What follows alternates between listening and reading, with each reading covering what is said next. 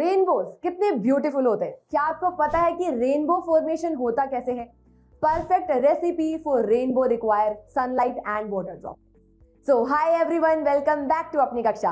आज की क्लास में हम स्टार्ट करने वाले हैं हमारा फिजिक्स का most interesting and easy chapter, जिसका नाम है human I and colourful world. इस चैप्टर में बहुत सारे नेचुरल फिनोमिनास को हम सीखने वाले हैं। For example rainbow formation.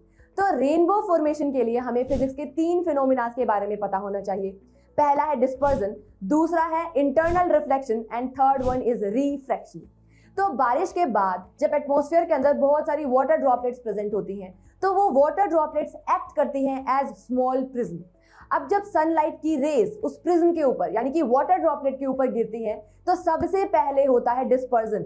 अब डिस्पर्जन के फिनोमिना के थ्रू जो सनलाइट है वो 7 कलर्स के अंदर ब्रेक हो जाती है। अब वाटर ड्रॉपलेट के अंदर ये जो 7 कलर है ना, इनका होता है internal reflection. And after internal reflection कौन सा फिनोमिना होता है? रिफ्रैक्शन। अब रिफ्रैक्शन के थ्रू हमें क्या देखने को मिलता है? Rainbows.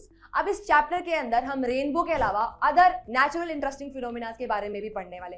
For example sunrise and sunset के टाइम पे जो सन का कलर है वो हमें रेडिश दिखाई देता है, जबकि अगर हम नोट करें 12 या 1 बजे के करीब यानी कि आफ्टरनून में हमें सन का कलर येलोइश व्हाइटिश दिखाई देता है। स्काई का कलर ब्लू क्यों होता है? ये सारे इंटरेस्टिंग फिनोमिना इस चैप्टर के अंदर हम देखने वाले हैं।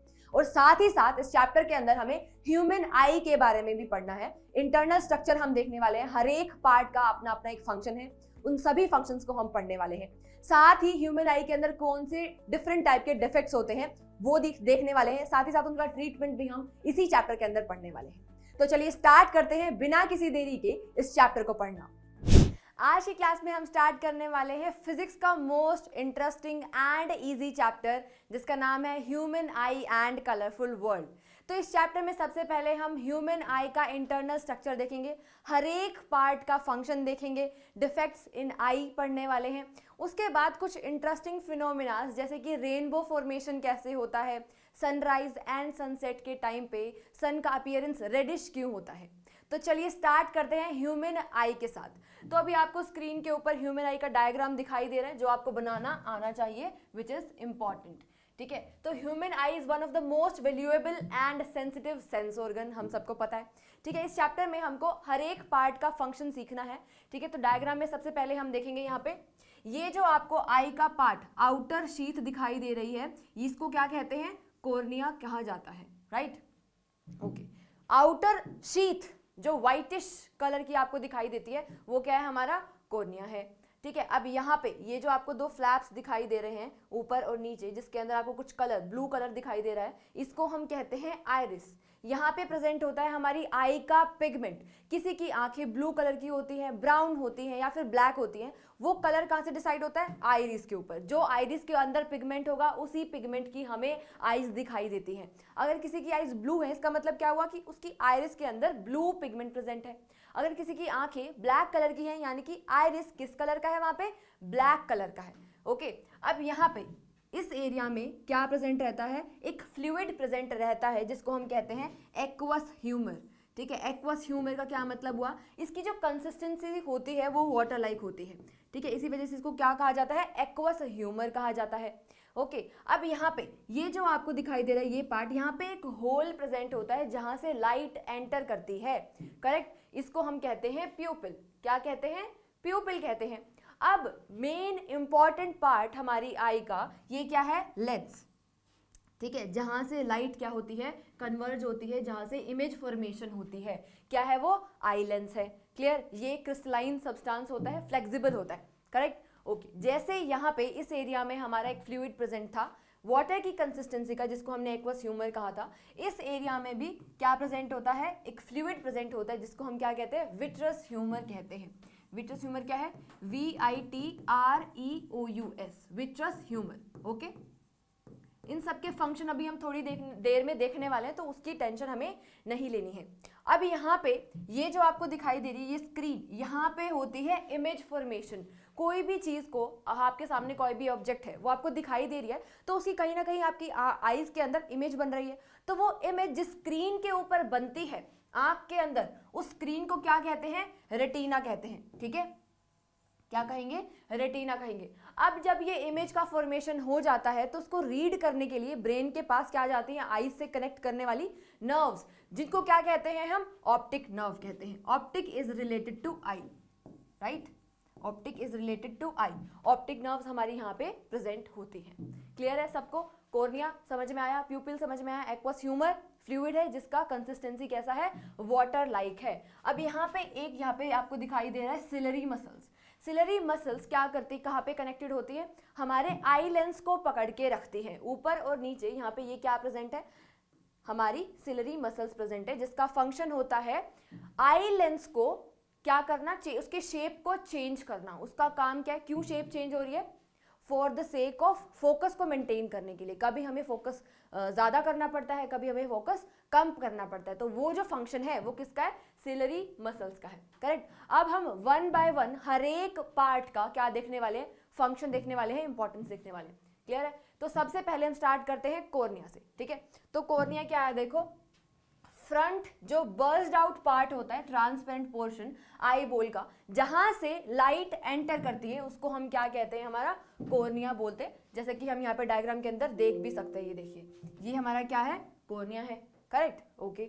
नेक्स्ट देखिए, अभी नेक्स्ट पॉइंट क्या है हमारा, एक्वस ह्यूमर।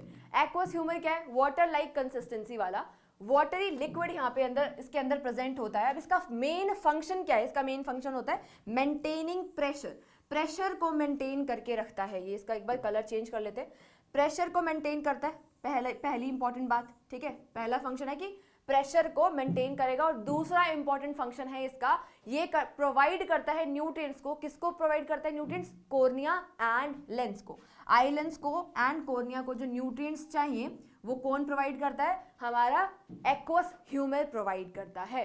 क्लियर हुआ, ओके। नेक्स्ट पॉइंट हम देखेंगे विट्रस ह्यूमर का क्या फंक्शन होता है। अब जैसे हमारा एक्वस ह्यूमर का कंसिस्टेंसी वाटर लाइक था, वैसे ही विट्रस ह्यूमर का कंसिस्टेंसी कैसा है, जेली लाइक है। इस चीज को ध्यान रखना है, विट्रस ह्यूमर का कैसा है, जेली लाइक मटेरियल होता है, जो कि प्रेजेंट होता है between eye lens and the retina. Retina is the screen जहां पे इमेज बन रही है। क्लियर है। देखो अब इसका फंक्शन क्या है, it help in holding the spherical shape of the eye, ठीक है। ये भी प्रेशर को इस तरीके से मेंटेन करता है कि जो आई का ओवरऑल शेप है वो कैसा रहे, स्पेरिकल रहे। क्लियर, इसके फंक्शंस आपको पता होने चाहिए अच्छे से। नेक्स्ट जो है वो क्या है, आइरिस। आइरिस का क्या फंक्शन होता है, iris is the coloured flexible muscular diaphragm, ठीक है, बिहाइंड द कॉर्निया। कॉर्निया के पीछे जो मस्कुलर स्क्रीन प्रेजेंट होती है, जो मस्कुलर डायफ्राम प्रेजेंट होता है, जिसके ऊपर आई का क्या प्रेजेंट होता है, पिगमेंट, ठीक है। आंख कौन से कलर की है, हमारी जो आईज दिखाई दे रही हैं, ब्लैक, ब्राउन, ब्लू, ठीक है, वो कैसे दिखाई दे रही है, जो भी कलर आइरिस के अंदर होगा वही कलर की हमारी क्या होती है, आईज होती है। Iris is related to the pigment, इस चीज को ध्यान रखना है। क्लियर।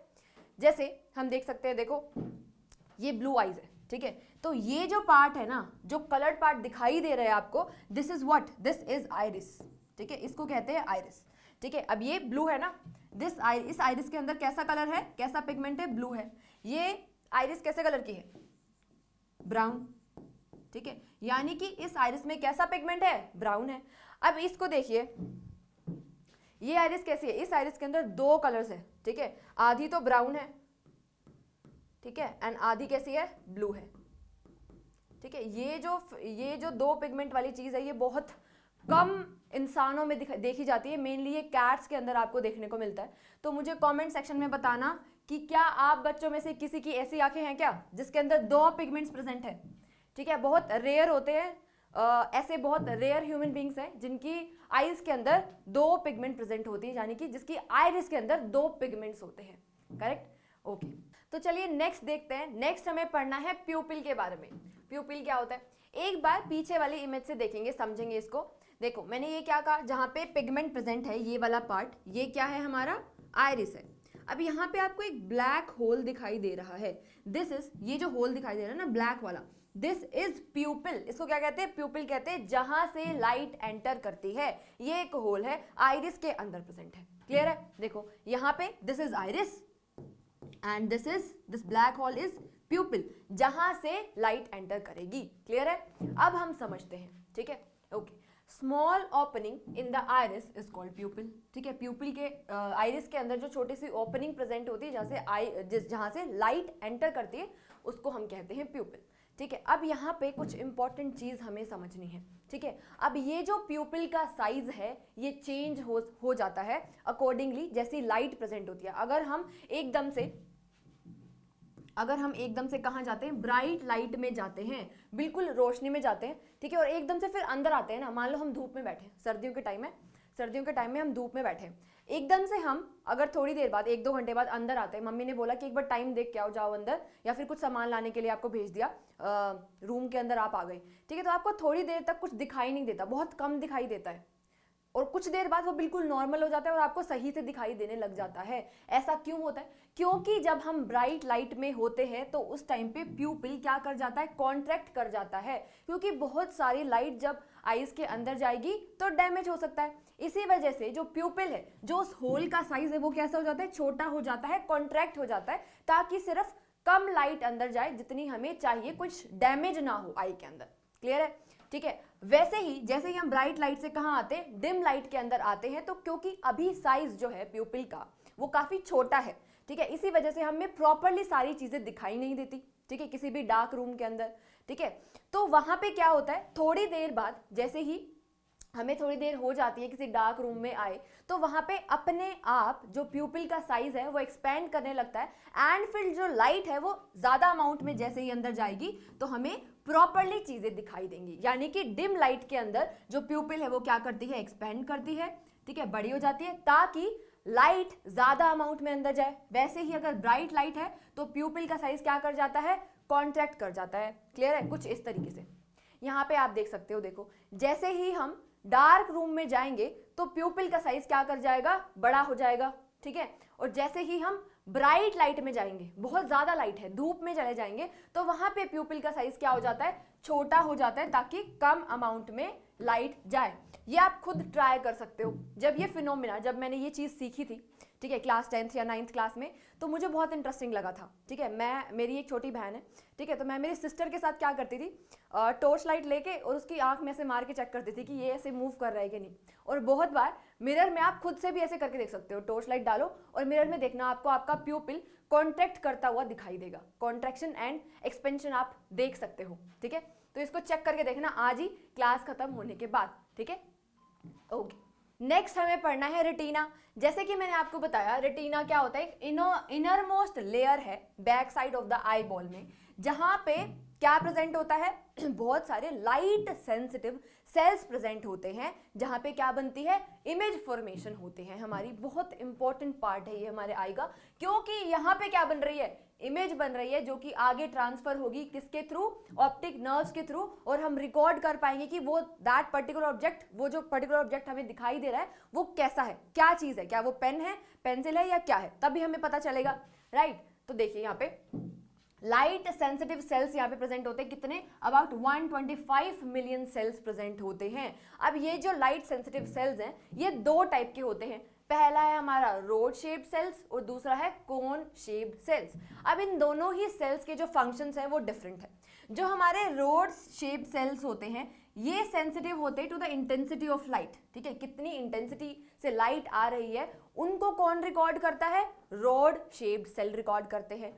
दूसरे टाइप के जो सेल्स है हमारे, second type of cell cone shaped cells, ये सेंसिटिव होते हैं कलर ऑफ द लाइट को, जो डिफरेंट कलर्स हमें दिखाई देते हैं, जैसे कि रेड, ब्लू, ग्रीन और बहुत सारे टाइप के कलर्स होते हैं। तो इनको रिकॉर्ड करने के लिए कौन से सेल्स रिस्पॉन्सिबल हैं, कोन शेप्ड सेल्स, जो कि कहाँ प्रेजेंट होते हैं, रेटिना के अंदर प्रेजेंट होते हैं, ठीक है। अब कुछ लोगों को क्या होता है, कलर ब्लाइंडनेस की प्रॉब्लम होती है, यानी कि कुछ स्पेसिफिक कलर्स जैसे कि रेड, ब्लू या फिर ग्रीन कलर, ये जो कलर्स है वो क्लियरली उनको दिखाई नहीं देते, उनको पता नहीं चलता कि ये पर्टिकुलर कलर कौन सा है। तो वहां पे किस चीज में डिफेक्ट होता है, वहां पे कोन शेप्ड जो सेल्स होते हैं वो बहुत कम अमाउंट में प्रेजेंट होते हैं। क्लियर है?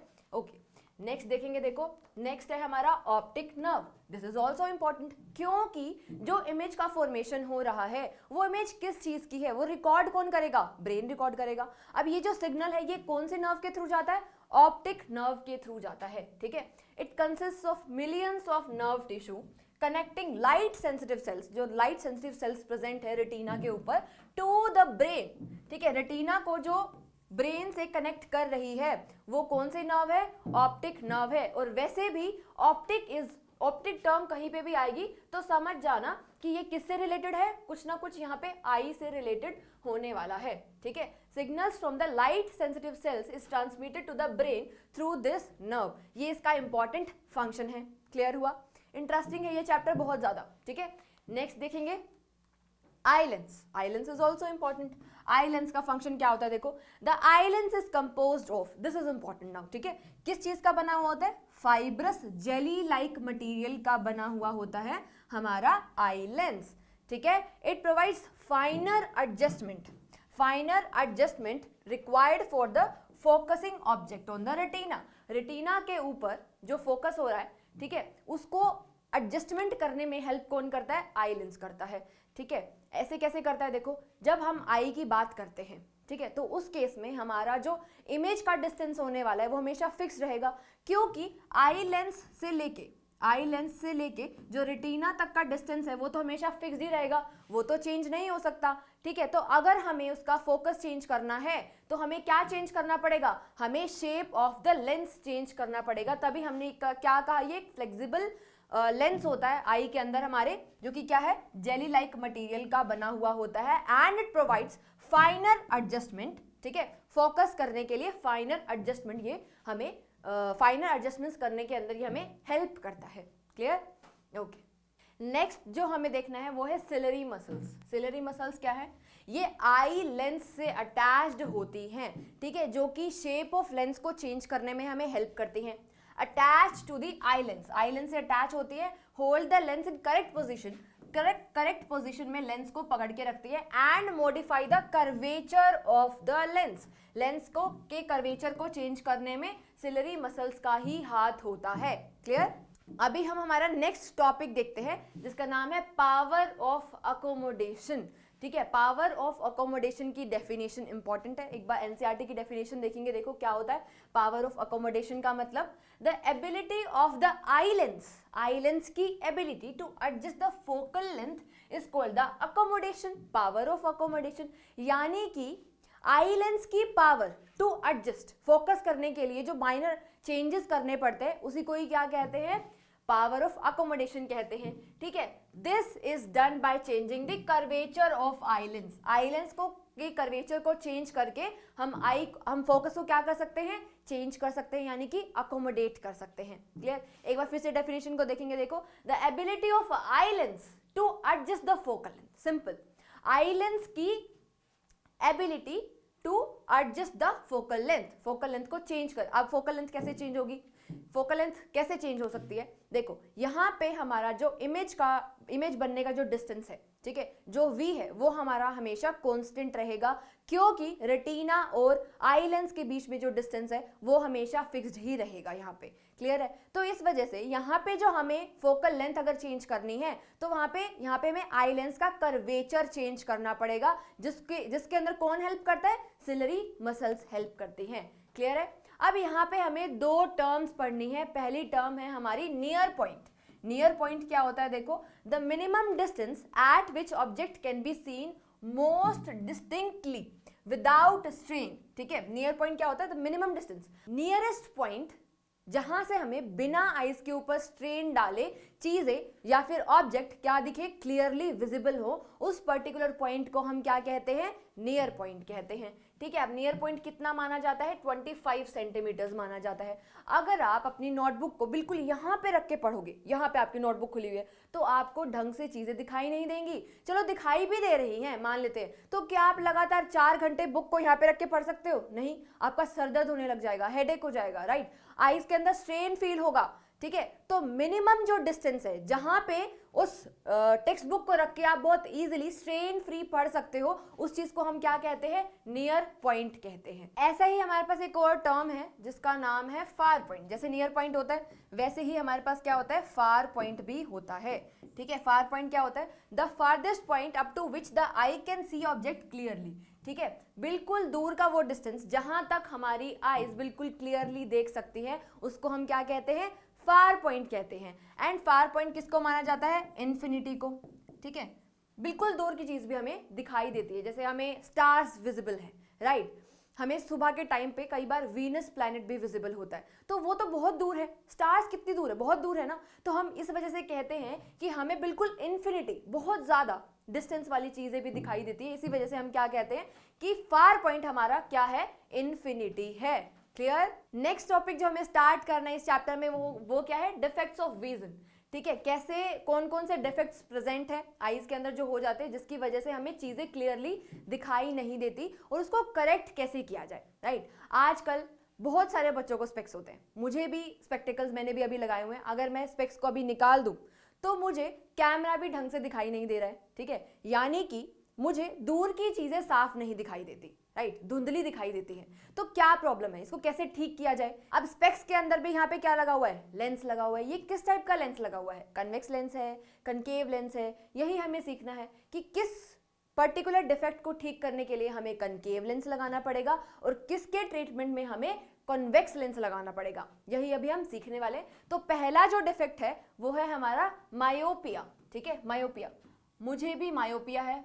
एंड अभी जो बच्चे देख रहे हैं इस क्लास को, उसमें से मैक्सिमम बच्चों को मायोपिया ही मिलेगा, क्योंकि जो हाइपरमेट्रोपिया वाली कंडीशन है वो आफ्टर 40 होती है। ठीक है, जब हम 40 साल के हो जाएंगे तब हमें हाइपरमेट्रोपिया भी हो जाएगा, राइट। तो जो इस एज में जब स्पेक्स लगता है, हमें स्पेक्टिकल्स लगते हैं, तो वो कौन सी कंडीशन होती है? मायोपिया। यानी कि हमें दूर की चीजें क्लियरली विजिबल नहीं होती, राइट। हमें पास का तो विजिबल है, बट थोड़ा सा दूर का जब हम देखते हैं तो हमें वो विजिबल नहीं होता है, धुंधला दिखाई देता है, राइट। तो पहला पॉइंट इसके अंदर हमें देखना, देखो, it is also known as near sightedness. Near sightedness का मतलब क्या हुआ? पास की चीज तो सही दिखती है, साफ दिखती है, बट दूर की चीज हमें नहीं दिखाई देती क्लियरली। नियर साइटेडनेस, ध्यान रखना है इसका दूसरा नाम। नेक्स्ट पॉइंट जो हमें देखना है वो क्या है? अब हमने फार पॉइंट देखा कि एक नॉर्मल हेल्दी आई के अंदर जो फार पॉइंट माना जाता है वो क्या है? इन्फिनिटी है, राइट। बट मायोपिया के अंदर हमने क्या बताया मैंने आपको दूर की चीज क्लियरली विजिबल नहीं होगी। ठीक है, अब दूर की चीज अगर क्लियरली विजिबल नहीं है, इसका मतलब क्या हुआ कि उसका जो फार पॉइंट था वो क्या आ गया है? थोड़ा सा पास आ गया है, इन्फिनिटी से थोड़ा सा आगे आ गया है। ठीक है, तो its far point is nearer than the infinity, this is important. ठीक है, वैसे नॉर्मल आई में कितना, कैसा होता है फार पॉइंट? इन्फिनिटी होता है, बट मायोपिक आई में इन्फिनिटी से थोड़ा सा वो पास आ जाता है। इसी वजह से हमें पास की चीजें क्लियरली विजिबल होती है, जबकि दूर की चीजें हमें क्लियरली विजिबल नहीं होती हैं। अब मायोपिक आई के अंदर जो इमेज फॉर्मेशन होता है वो रेटिना के ऊपर नहीं होता, वो रेटिना से पहले ही बन जाता है, यानी कि विट्रस ह्यूमर के अंदर यहाँ पे इमेज का फॉर्मेशन होता है। इसी वजह से हमें क्लियरली विजिबल नहीं होता है। क्लियर? ओके, नेक्स्ट देखो। अब यहाँ पे देखो, ये वाला जो सेकंड पॉइंट है, देखो इसको देख लेते हैं एक बारी। A person with myopia can see near by object clearly. मैं आपको पहले ही बता चुकी हूँ कि जो नियर बाय ऑब्जेक्ट्स हैं वो तो क्लियरली दिखाई देती है, बट जो डिस्टेंट ऑब्जेक्ट हैं वो हमें क्लियरली विजिबल नहीं होती, यानी कि डिस्टिंक्टली विजिबल नहीं होती हैं। आपको ध्यान रखना है, मायोपिया इज नियर साइटेडनेस, मतलब पास की चीज साफ दिखती है, दूर की चीज धुंधली दिखती है, साफ नहीं दिखाई देती है। अब हमें रीजन समझने हैं कि मायोपिया जो है वो क्यों अराइज होता है। ठीक है, एक्सेसिव कर्वेचर जब हो जाता है ना आई लेंस का, यानी कि जब हमारा जो आई लेंस है वो ज्यादा कर्वेचर का हो जाए, यानी कि कैसा हो जाए? मोटा सा हो जाए। ठीक है, और अब सिलरी मसल्स जो हैं वो उसको पतला भी नहीं कर पा रही हैं, तो इस केस में कैसी कंडीशन होती है? हमारी मायोपिया हो जाता है। ठीक है, अब यहाँ पे क्या होगा, क्योंकि ये इसका कर्वेचर ज्यादा हो गया है, इंक्रीज हो गया है, इसकी वजह से इसका जो फोकल लेंथ है वो क्या हो जाएगा? कम हो जाएगा। ठीक है, अब फोकल लेंथ कम हो गया। अब हमें पता है कि जो पावर है और जो फोकल लेंथ है हमारी वो क्या होती है? इनवर्सली प्रोपोर्शनल होती है। पावर इसकी बढ़ गई है क्योंकि कर्वेचर बढ़ गया है, कर्वेचर बढ़ गया, पावर बढ़ गई। जैसे ही पावर बढ़ी तो फोकल लेंथ क्या हो गई? कम। इसी वजह से जो इमेज का फॉर्मेशन है वो रेटिना से पहले ही हो जाता है, पावरफुल लेंस हो गया है। ठीक है, पहले ही लाइट को कन्वर्ज कर दिया। अब इसको हम डायग्राम के थ्रू समझेंगे तो ज्यादा समझ में आएगा। ठीक है, अभी आगे देखते हैं। देखो दूसरा रीजन क्या है जिसकी वजह से मायोपिया होता है? Elongation of eyeball. आईबॉल क्या हो गई है? बड़ी हो गई है। ठीक है, अब ये जो आईबॉल बड़ी हो रही है इसका रीजन जेनेटिक भी हो सकता है, और कुछ टाइम के बाद जैसे जैसे एज बढ़ती है, अब अगर आप अपनी आइज़ का ध्यान नहीं रखते हो, बहुत ज़्यादा स्क्रीन को देखते हो, लैपटॉप या फिर फ़ोन को देखते हो, राइट, बुक्स को जो है बिल्कुल आगे करके पढ़ते हो या बहुत दूर से पढ़ते हो, डिम लाइट में पढ़ते हो, तो ये भी रीजंस हो सकते हैं, ठीक है, आई के वीकनिंग के। क्लियर है? अब ये जो है ना, यहाँ से क्वेश्चन पूछते हैं, देखो आपको पूछा जा सकता है कि मायोपिया क्यों अराइज हो रहा है, आपको दोनों रीजन याद होने चाहिए अच्छे से। क्लियर है? नेक्स्ट देखेंगे, मायोपिया के अंदर हमें देखना है कि इसको करेक्ट कैसे किया जाता है। दिस इज इंपॉर्टेंट, ट्रीटमेंट तो इंपॉर्टेंट है। हमने ये तो देख लिया कि बीमारी के बारे में हमने जान लिया है, ठीक है, हमने देख लिया कि क्या डिफेक्ट है, किस तरीके से होता है, ठीक है, इसका रीजन समझ लिया। अब ट्रीटमेंट कैसे करें वो भी तो इंपॉर्टेंट है, right. It can be corrected by using the concave lens of suitable power. This is important, concave lens का हम यूज करते हैं, इसको ध्यान रखना। मायोपिया को ट्रीट करने के लिए हमें कैसे लेंस की जरूरत पड़ती है? कनकेव लेंस की जरूरत पड़ती है। अब आप डायग्राम के अंदर देख सकते हैं, देखो ये क्या है, देखो far point, normal healthy I के लिए फार पॉइंट क्या था? फार पॉइंट होता है इन्फिनिटी। अब इन्फिनिटी से जो रेज आती है वो कैसी आती है? पैरेलल आती है। अब हमें पता है in the case of myopic eye जो फार पॉइंट है वो इन्फिनिटी से थोड़ा सा पास आ जाता है, ठीक है। अब अगर पास है वो, अगर वो क्लियरली ऑब्जेक्ट दिखाई दे रहा है, देखो ऑब्जेक्ट अगर पास में रखा है, ये मायोपिक आई के लिए फार पॉइंट है, अगर पास है तो हमें क्लियरली विजिबल होगा। यहां से रेज आई, ये हमारे आई लेंस से क्या हुई? यहां से कन्वर्ज हुई और रेटिना के ऊपर इमेज बन रही है, क्लियरली हमें दिखाई देगा अगर मायोपिक आई के हिसाब से फार पॉइंट है तो। क्लियर है? ओके, जो कि क्या आ चुका है? पास आ चुका है। नेक्स्ट देखो, नेक्स्ट डायग्राम हम देखेंगे। नेक्स्ट डायग्राम में हमने देखा, देखो यहां पे अब डिफेक्टेड आई के केस में क्या होता है, नॉर्मली मैंने आपको कहा कि यहाँ पे क्या हो जाता है, लेंस थोड़ा सा कर्वेचर इसका इंक्रीज हो जाता है। कर्वेचर इंक्रीज हो गया है, पावर इसकी बढ़ चुकी है, पावर इसकी बढ़ चुकी है, यानी कि फोकल लेंथ क्या हो जाएगी? कम हो जाएगी। फोकल लेंथ अगर डिक्रीज हो रही है, इसका मतलब क्या हुआ कि इसका जो इमेज फॉर्मेशन है वो रेटिना से पहले ही हो जाएगा, यहीं पे ही हमारी इमेज फॉर्मेशन हो रही है। और ये क्या है? ये क्या है? हमारा विट्रस ह्यूमर है, ठीक है। क्या है? Vitreous humour. अब विट्रस ह्यूमर के अंदर तो यहाँ पे ऑप्टिक नर्व्स नहीं प्रेजेंट है, ठीक है, यहीं पे ही हमारे light sensitive and colour sensitive rod and cone cells present होते हैं, जिसकी हेल्प से हम इमेज को प्रॉपरली एंड क्लियरली डिटेक्ट कर सकते हैं। तो इस केस में इमेज हमारी कहाँ बन रही है? रेटिना से पहले ही बन जाती है, ठीक है। अब हमें इसकी सीखनी पड़ेगी करेक्शन, कैसे इसको करेक्ट कर सकते हैं हम। देखो इसको करेक्ट करने के लिए हम क्या कर रहे हैं? इसको करेक्ट करने के लिए हम यूज करेंगे कनकेव लेंस को, ठीक है, कनकेव लेंस का यूज करेंगे। कनकेव लेंस क्या, हमने देखो यहाँ पे एक बार पीछे वाला डायग्राम फिर से देखते हैं। यहाँ पे क्या हो रहा था? देखो बहुत जल्दी कन्वर्ज हो रहा था, राइट, क्योंकि पावर बढ़ चुकी है हमारे आई लेंस की, तो बहुत जल्दी क्या हो गया? कन्वर्ज हो गया। अगर हम क्या कर दे, यहाँ पे एक कनकेव लेंस अगर लगा दे तो यहाँ पे बीच में पहले रेज को क्या कर दिया जाएगा? डाइवर्ज कर दिया जाएगा। अब डाइवर्ज जो रेज है उसको फिर से कन्वर्ज करने में थोड़ा सा ज्यादा टाइम लगेगा, थोड़ी सी ज्यादा मेहनत लगेगी, जिसकी वजह से जो फोकल लेंथ है वो क्या हो जाएगी? इंक्रीज हो जाएगी। एंड हमारी जो इमेज का फॉर्मेशन है वो कहाँ पे होगा? फिर से रेटिना के ऊपर होगा। क्या क्लियर हुआ ये बात? ठीक है, एक बार फिर से समझते हैं। देखो यहां से हमारी रेज आ रही है, पैरेलल रेज आई, ठीक है। डाइवर्जिंग लेंस क्या, ये जो कनकेव लेंस होता है ये कैसा होता है? डाइवर्जिंग लेंस होता है। इसने क्या किया? रेज को थोड़ा सा डाइवर्ज कर दिया, ठीक है, यहां से जो रेज आ रही थी थोड़ा सा क्या कर दिया? डाइवर्ज कर दिया। अब जब हम इसको पीछे की साइड पे लेके जाएंगे, ठीक है, पीछे की साइड पे लेके जाएंगे तो हमारी जो ऑब्जेक्ट है, ये जो ऑब्जेक्ट थी, ये वाली जो ऑब्जेक्ट थी, इसकी इमेज कनकेव लेंस कहां बना रहा है? थोड़ा सा पास बना रहा है, यानी कि थोड़ा सा जो फार पॉइंट है इसका ये कहां आ गया? थोड़ा सा पास आ गया है, इन्फिनिटी से कहां आ गया? एक पर्टिकुलर डिस्टेंस पे, ठीक है। अब जो आई लेंस है उसके लिए जो ऑब्जेक्ट है ना, जो उसके लिए ऑब्जेक्ट है वो कौन सी है? ये वाला पॉइंट है, ठीक है। जो कनकेव लेंस की इमेज थी वही आई लेंस के लिए क्या एक्ट, किसकी तरह एक्ट करने वाली है? ऑब्जेक्ट की तरह एक्ट करने वाली है, ठीक है। अब यहाँ पे क्या होगा? देखो आगे अगर हम इसको देखें, रेज हमारी क्या हो जाएंगी? फिर से कन्वर्ज हो जाएंगी एंड जो इमेज का फॉर्मेशन होगा फाइनली वो कहाँ पे होने वाला है? रेटिना के ऊपर होने वाला है। यहाँ पे हमने किया क्या? ये जो कनकेव लेंस है इसका फंक्शन क्या था? इसने जो ऑब्जेक्ट हमारी दूर थी, जो इन्फिनिटी पे ऑब्जेक्ट रखी हुई थी, उसके फार पॉइंट को, फार पॉइंट है ना, इन्फिनिटी हमारा हेल्दी आई का क्या होता है? फार पॉइंट, उसको क्या कर दिया, पास ला दिया है। अब पास की ऑब्जेक्ट तो क्लियरली विजिबल होती ही है मायोपिक आई को, ठीक है। तो इतनी सी हेल्प की है हमारे कनकेव लेंस ने। अभी जो मैंने स्पेक्स यहाँ पे लगाया हुआ है ये भी कौन सा लेंस है, कनकेव लेंस है, ठीक है। अभी आप अपना भी चेक करो और मुझे बताना कमेंट सेक्शन में कि आपने कौन सा वाला लगाया हुआ है, कनकेव या फिर कन्वेक्स। क्लियर है। और दूसरा इस फिनोमेना को इस तरीके से भी समझा जा सकता है क्योंकि हमने बीच में एक डाइवर्जिंग लेंस लगा दिया है, दैट इज कनकेव लेंस। तो इसकी वजह से पहले ही क्या करेंगे, ये लाइट थोड़ी सी डाइवर्ज करेगी, ठीक है। अब इस डाइवर्ज लाइट को फिर से कन्वर्ज करने में थोड़ी सी ज्यादा मेहनत लगेगी। इसी वजह से क्या हो जाता है, इसका जो इमेज फॉर्मेशन होगा वो कहां पे होगा, रेटिना के ऊपर होगा। क्लियर हुआ, ठीक है। अब हम नेक्स्ट देखेंगे। देखो नेक्स्ट है हमारा हाइपरमेट्रोपिया। जैसे हमने मायोपिया को क्या कहा, नियर साइटेडनेस कहा, वैसे हमारा जो हाइपरमेट्रोपिया होता है उसको हम कहते हैं फार साइटेडनेस।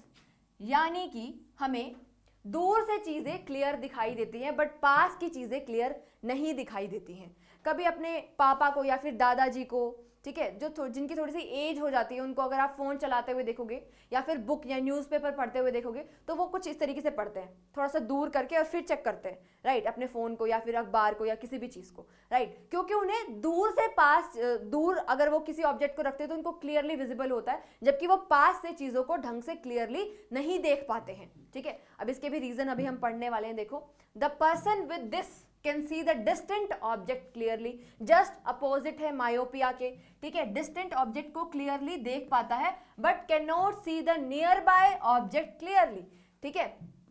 नियर बाय ऑब्जेक्ट को डिस्टिंक्टली क्लियरली नहीं देख पाती हाइपरमेट्रोपिक आई। क्लियर है, ओके। अब इस केस में क्या हो रहा है, देखो यहाँ पे नियर पॉइंट जो है ना, आई का नियर पॉइंट वो मोर देन 25 सेंटीमीटर हो जाता है। यानी कि इसका मतलब क्या हुआ कि हाइपरमेट्रोपिक आई के लिए जो नियर पॉइंट है वो क्या हो जाता है, मोर देन 25 सेंटीमीटर हो जाता है। क्लियर। अभी हम इसको डायग्राम के थ्रू भी समझने वाले हैं। देखो, image is formed behind retina. इस केस में क्या होता है, अब मायोपिया के केस में क्या हो रहा था, जो इमेज फॉर्मेशन हो रही थी वो रेटिना से पहले ही हो रही थी, यानी कि विट्रस ह्यूमर के अंदर हो रही थी। बट हाइपरमेट्रोपिया के अंदर जो इमेज फॉर्मेशन होगी वो कहाँ होती है, रेटिना के बाहर होती है, ठीक है। इस वजह से हमें क्लियरली विजिबल नहीं होता। अब हमें नेक्स्ट देखना है कि हाइपरमेट्रोपिया होता क्यों है, क्या रीजंस हैं, राइट। तो पहला रीजन देखेंगे, देखो, the focal length of eye lens is too long. जो फोकल लेंथ है वो इंक्रीज हो जाती है, फोकल लेंथ बढ़ गई है, इसी वजह से तो रेटिना के बाहर इमेज बन रही है, राइट। सेकेंड रीजन क्या हो सकता है हमारा, सेकेंड रीजन क्या है, eyeball has become too small. Eyeballs क्या हुई है, छोटी छोटी हो जाती हैं, इसकी वजह से भी क्या हो सकता है, हाइपरमेट्रोपिया हो जाता है। मेनली हाइपरमेट्रोपिया 40 प्लस एज के बाद ही होता है, यानी कि 35 to 40 की एज के बाद ही होता है। उससे पहले क्या होता है, मेनली मायोपिया की कंडीशन ही आप हमको मेनली देखने को मिलती है, राइट। अभी हमको सीखना है, देखो, इसको करेक्ट कैसे करें। करेक्शन देखेंगे हम। It can be corrected by using convex lens. Myopia को कैसे किया था, करेक्ट कनकेव लेंस की हेल्प से किया था। यहाँ पे इसको कैसे करेंगे, कन्वेक्स लेंस की हेल्प से इसको करेक्ट करने वाले हैं, ठीक है। नेक्स्ट देखो, ये क्या है हमारा, ये हमारा डायग्राम है जिसमें हमें समझ में आ रहा है कि जो नियर पॉइंट है हाइपरमेट्रोपिया पॉइंट का वो क्या है, ये है।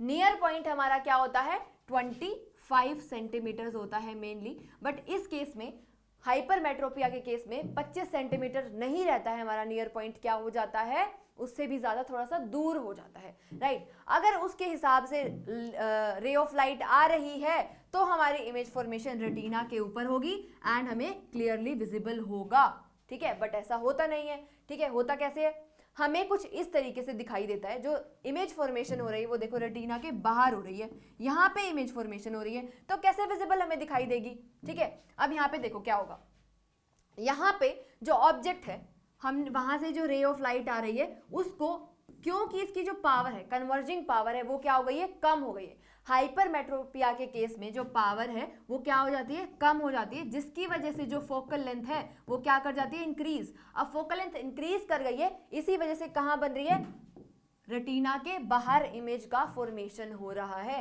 अब अगर हम इसको समझे, यहाँ पे इसकी कन्वर्जिंग पावर डिक्रीज हो गई है, ये इसको प्रॉपरली कन्वर्ज नहीं कर पा रहा है, ठीक है, इस वजह से इसकी फोकल लेंथ इंक्रीज हो गई।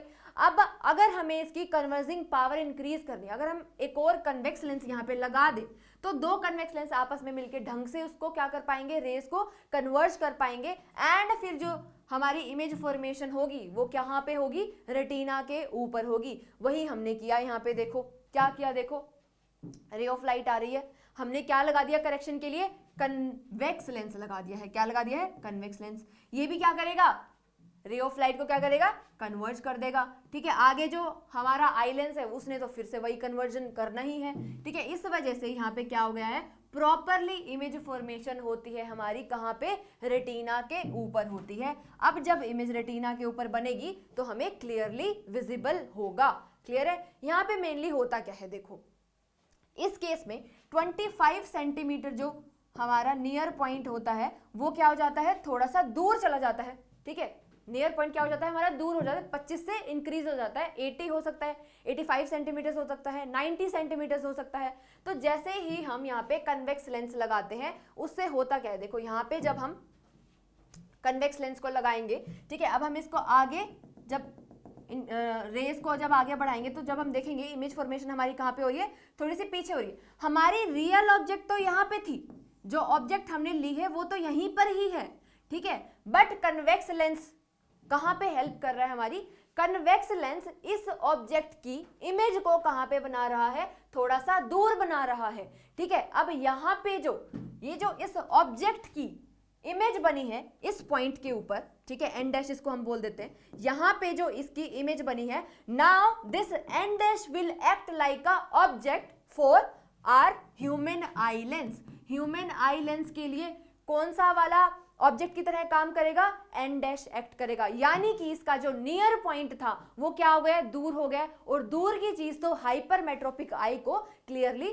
विजिबल होती है। इसको इन दोनों कॉन्सेप्ट के थ्रू हम इसको समझ सकते हैं। क्लियर हुआ, ओके। नेक्स्ट देखेंगे, नेक्स्ट जो डिफेक्ट है हमारा वो क्या है, presbyopia. Presbyopia mainly old age के अंदर होता है, इसको हम एक और नाम से भी जानते हैं, क्या कहते हैं, प्रेस बायोपिया को हम ओल्ड एज हाइपरमेट्रोपिया भी बोलते हैं।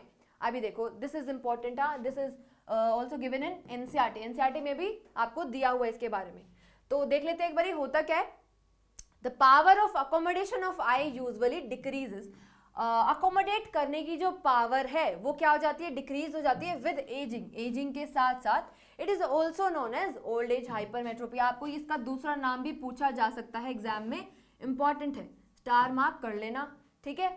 नेक्स्ट देखो, तो प्रेस बायोपिया में होता क्या है, देखो ये एक ऐसा डिफेक्ट है, it is the eye defect due to which an aged person fail to see the nearby object clearly. जो पास की चीज है वो क्लियरली नहीं दिखाई देती है, ठीक है।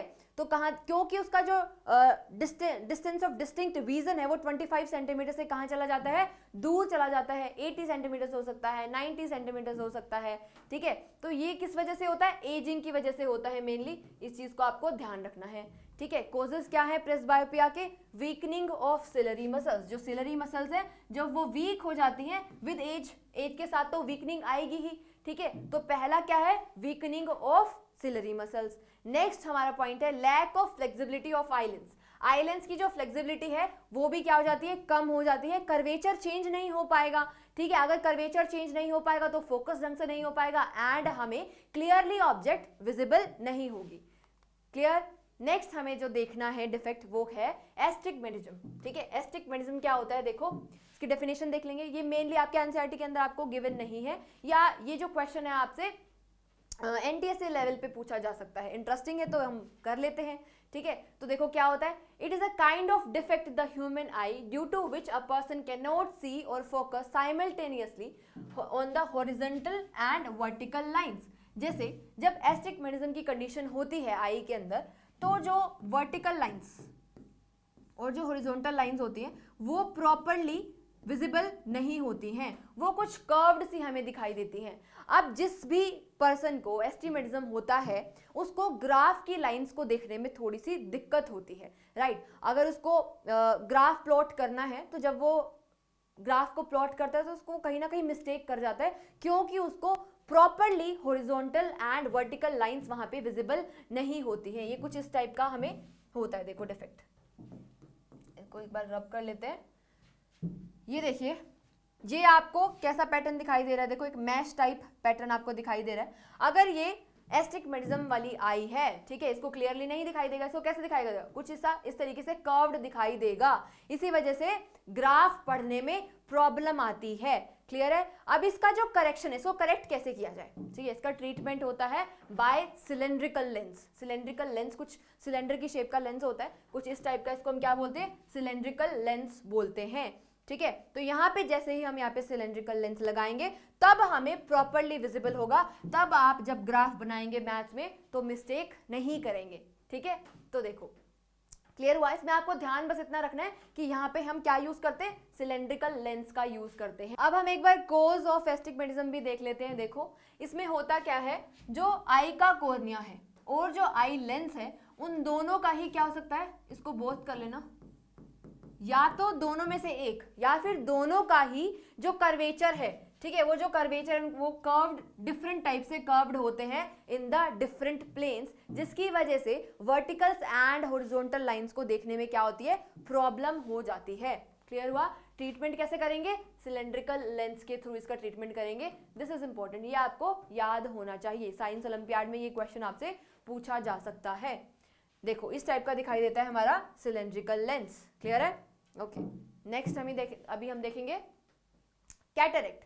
कैटरेक्ट क्या होता है, आपने सुना होगा कि मोतियाबिंद, इसको मेनली हम हिंदी में कहते हैं, मोतियाबिंद का ऑपरेशन कराने जा रहे हैं, कभी तो सुना होगा आपने, राइट। आपके दादाजी या दादी जी का तो कभी आपने सुना होगा कि मोतियाबिंद हो गया, ऑपरेशन कराना पड़ेगा, राइट। तो होता क्या है देख लेते हैं, इसके अंदर विजिबिलिटी क्या हो जाती है, डिक्रीज हो जाती है। उसका रीजन क्या है, वहां पे जो आई लेंस है हमारा, आई का जो आई लेंस है उसके ऊपर एक क्लाउडी सी लेयर आ जाती है, जिसकी वजह से हमें ऑब्जेक्ट्स क्लियरली विजिबल नहीं होती हैं। अब वो जो क्लाउडी लेयर है उसको अगर हम हटा देंगे तो हमें चीजें क्लियरली विजिबल होंगी, राइट। देखो एक बार देखेंगे, the crystalline lens of people at old age become milky और क्लाउडी।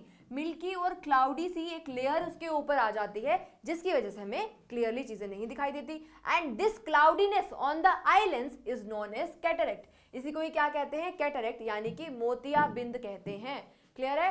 एंड यहाँ पे लॉस ऑफ विजन भी हो सकता है, अगर बिल्कुल व्हाइट कलर की लेयर आ जाएगी आई लेंस के ऊपर तो वहां पे हमें कोई चीज विजिबल ही नहीं हो पाएगी। ठीक है, अब इसको करेक्ट कैसे किया जाए, इसको करेक्ट हम दो तरीकों से कर सकते हैं। सर्जरी तो बहुत पहले की जाती थी, आजकल सर्जरी की जगह पे हम क्या यूज करते हैं, लेजर ट्रीटमेंट यूज करते हैं। हम बीम ऑफ लेजर का यूज करके जो आई लेंस के ऊपर वो क्लाउडी मिल्की लेयर है उसको रिमूव कर देते हैं। क्लियर है, तो हमें चीजें फिर से विजिबल होने लगती हैं। अब आप इस इमेज के अंदर देख सकते हैं, देखो यहाँ पे आपको क्लाउडी मिल्की सी एक लेयर दिखाई दे रही है, इसी को क्या कहते हैं, मोतियाबिंद यानी कि कैटरेक्ट। अब लेजर के थ्रू हम क्या कर सकते हैं, इस वाइटिश क्लाउडी लेयर को रिमूव कर देंगे एंड हमें फिर से बहुत क्लियरली चीजें विजिबल होने लगेंगी। क्लियर हुआ। ओके, तो नेक्स्ट हमें पढ़ना है, अभी हमने ह्यूमन आई और उसके डिफेक्ट्स खत्म कर लिए हैं। नेक्स्ट टॉपिक जो नेक्स्ट पार्ट है इस चैप्टर का वो स्टार्ट होने वाला है अभी। सबसे पहले हम देखेंगे refraction of light through a prism. Prism के थ्रू रिफ्रैक्शन ऑफ लाइट कैसे होता है वो हमें समझना है। देखो ठीक है, सबसे पहले ये देखेंगे कि प्रिज्म होता क्या है। प्रिज्म आप अपनी फिजिक्स लैब में जब भी जाएं तो प्लीज एक बार देख लेना, एक तो प्रिज्म एंड एक ग्लास स्लैब भी आपको देखना है किस तरीके का दिखाई देता है। ठीक है, तो ये तो यहाँ पे क्या बनाया हुआ है, 2D बनाया हुआ है। आप प्रिज्म को अच्छे से देख के आना, 3D स्ट्रक्चर होता है ट्रांसपेरेंट ग्लास का। ठीक है, a triangular glass prism has 2 triangular bases, 2 triangular base होते हैं इसके। ठीक है, एंड 3 रेक्टेंगुलर लेटरल सरफेस। आप देखेंगे तो आपको समझ में आएगा कि यहाँ पे क्या लिखा हुआ है। ठीक है, these surface are inclined to each other. आपने प्रिज्म वैसे देखा भी होगा अगर आप लैब में कभी गए हो तो, राइट। अब यहाँ पे हमें मेनली समझना है कि जो एंगल है, 2 लेटरल फेसेस के बीच में जो एंगल बनता है उसको हम क्या कहते हैं, एंगल ऑफ प्रिज्म कहते हैं। ये 2 लेटरल फेसेस हैं, इसके बीच में जो एंगल बन रहा है this angle is known as angle A and इसको हम क्या कहते हैं, एंगल ऑफ प्रिज्म भी कहते हैं। अब यहाँ पे इस डायग्राम के अंदर हमें ये सारी रेज के बारे में और एंगल्स के बारे में समझना होगा, राइट। अब देखो यहाँ पे हमने एक रे ऑफ लाइट, व्हाइट लाइट हमने यहाँ पे डाली, रे ऑफ लाइट। ठीक है, अब ये जो रे ऑफ लाइट को हमने यहाँ पे इंसिडेंट किया है, इस रे को हम क्या कहते हैं, इंसिडेंट रे कहते हैं। जैसे ही ये प्रिज्म के ऊपर जाएगी, यहाँ से ये क्या हो जाएगी, डेविएट होगी, ठीक है, डेविएट हो जाएगी। ये यहाँ पे क्या हो रहा है, रिफ्रैक्शन हो रहा है, इस वजह से इस रे को हम क्या कहते हैं, रिफ्रैक्टेड रे कहते हैं। यानी कि जो पीई है, पीई इज इंसिडेंट रे, ये देखिए पीई क्या है हमारी, पीई इज इंसिडेंट रे। अब जैसे ही ये यहाँ से टकराती है, ये क्या होगी, रिफ्रैक्ट होगी, एंड इसी वजह से ईएफ रे को हम क्या कहते हैं, रिफ्रैक्टेड रे कहते हैं। इसको एक एक करके समझते जाना। ईएफ हमारी क्या है, रिफ्रैक्टेड रे है। फिर से ये जब दूसरे सरफेस से क्या करेगी, बाहर निकलेगी, ठीक है, तो ये जो रिफ्रैक्शन यहाँ पे हो रहा है, बाहर निकल रही है, ठीक है, इसको हम क्या कहते हैं, इमर्जेंट रे कहते हैं। यानी कि एफ एस जो रे है, एफ एस रे इज इमर्जेंट रे, ठीक है, ये कैसी है, इमर्जेंट रे इसको कहा जाता है। ये हमने क्या ड्रॉ कर दिया यहाँ पे, this is normal, this is normal, ठीक है, ओके। अब हमें पता है यहाँ पे क्या है, एयर प्रेजेंट है। एयर से जब ग्लास में जा रही है, this is rare medium and this is denser medium. हमें पता है जब भी ray of light rarer to denser जाती है तो कैसा मूव, कहाँ पे मूव करती है, टुवर्ड्स नॉर्मल, नॉर्मल के साइड पे मूव करती है, नॉर्मल की साइड पे इसने मूव किया, ठीक है। और जब भी डेंसर टू रेयरर जाती है, डेंसर टू रेयरर जाएगी तो क्या करती है, अवे फ्रॉम नॉर्मल, नॉर्मल से दूर की साइड पे जाती है। देखो अब यहाँ पे ये डेंसर से कहाँ जा रही है, रेयरर की साइड पे जा रही है, इस वजह से कहाँ जा रही है, नॉर्मल से अवे, नॉर्मल से कहाँ जा रही है, दूर की साइड पे जा रही है। क्लियर हुआ, ठीक है, तो इसको हम क्या कहेंगे, इमर्जेंट रे कहेंगे। उसी तरीके से देखो नॉर्मल के साथ हाँ, ये हमारा क्या है, नॉर्मल, नॉर्मल के साथ जो रे, जो इंसिडेंट रे एंगल बनाती है उसको हम क्या कहते हैं, एंगल ऑफ इंसिडेंस कहते हैं, ठीक है। तो जो एंगल आई है वो क्या है, एंगल ऑफ इंसिडेंस, जो कि क्या बन रहा है, इंसिडेंट रे का नॉर्मल के साथ बन रहा है। तो इसको किससे रिप्रेजेंट करेंगे, एंगल आई से हम रिप्रेजेंट करेंगे। क्लियर हुआ।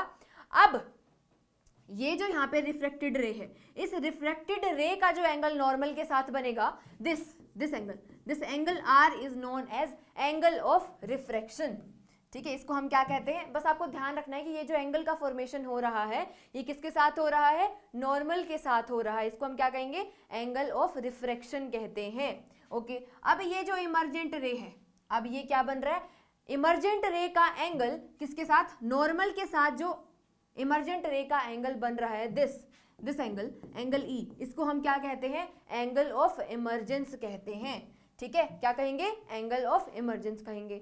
अब ये एंगल, लास्ट एंगल हमें समझना है, एंगल ऑफ डेविएशन क्या होता है। इसके लिए इसको थोड़ा सा क्लीन कर लेते हैं। देखो एंगल ऑफ डेविएशन समझेंगे अभी।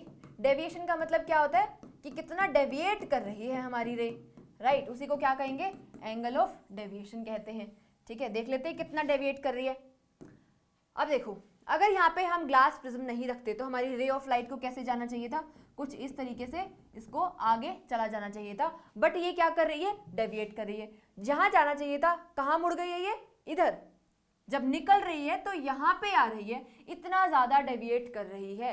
तो एंगल ऑफ डेविएशन के लिए ये जो हमारी इमर्जेंट रे है, हम इसको क्या करेंगे, पीछे की साइड पे लेके जाएंगे, और ये जो एक्सपेक्टेड रे जो हमारी जानी चाहिए, ठीक है, उसके वहां से जब ये बाइसेक्ट करेगी, वही जो एंगल हमारा बनेगा, this angle is known as angle of deviation, angle D. Clear हुआ, ठीक है, ओके। ये सारे एंगल्स एंड सारी रेज आपको क्लियर हो गई होंगी।